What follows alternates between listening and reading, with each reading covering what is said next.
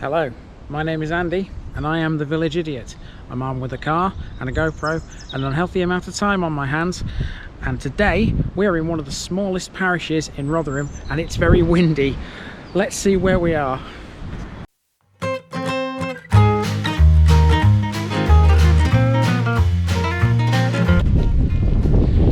Okay friends, today you join me at a very windy Hooton Levitt. This is a very small parish, 113 people. It's a very small village that sits on top of a hill just to the south of Maltby. There's not a lot here, so I imagine this will probably be one of the shortest videos I've done so far on the channel. But as always, we will go and have a look and explore and see what we can find in the village.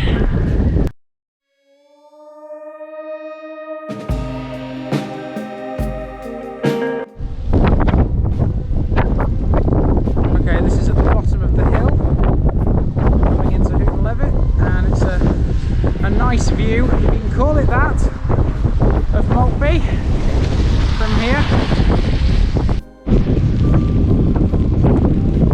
So we're on top of the hill. Just going to do a panorama type shot to see exactly what's around here. It's just fields and farmland.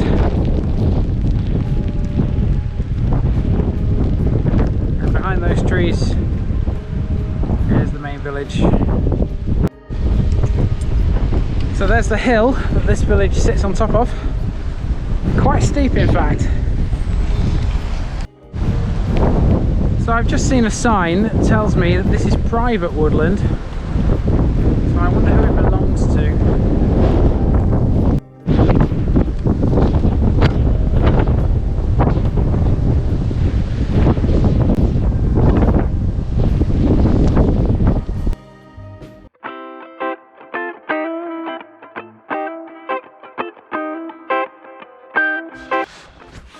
So the word Hooton, there's quite a few places in South Yorkshire with the name Hooton. Hooton is a word that means farmstead on a spur of land. So Hooton Levitt means farmstead on the spur of land belonging to Levitt, or in this case it's de Levitt. So the Levitt family owned this land. There's also a Hooton Roberts in Rotherham, so obviously that would have been owned by someone with the name Roberts. And there's also a Hooton Pagnell, which is across the border in Doncaster, which we will see at some point on this channel too. So that would indicate that was owned by a Pagnell or Pagnells. So this is one of the only two streets that Hooton Levitt has to offer. Copper Beach Crescent. Let's see what we can find down here.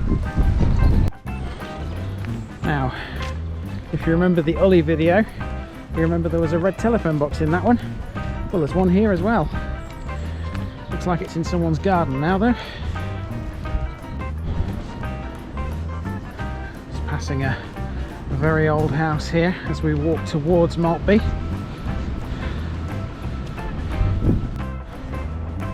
The only other road in Hooton Levitt is Joan Lane, which is what I'm standing on now. This village sits on top of a hill, a very windy hill today, so I hope the GoPro is picking up my voice. Now, away to the right here, we see a clump of trees and a little valley, and Maltby in the distance. God, this wind is strong. I'm trying to find shelter wherever I can.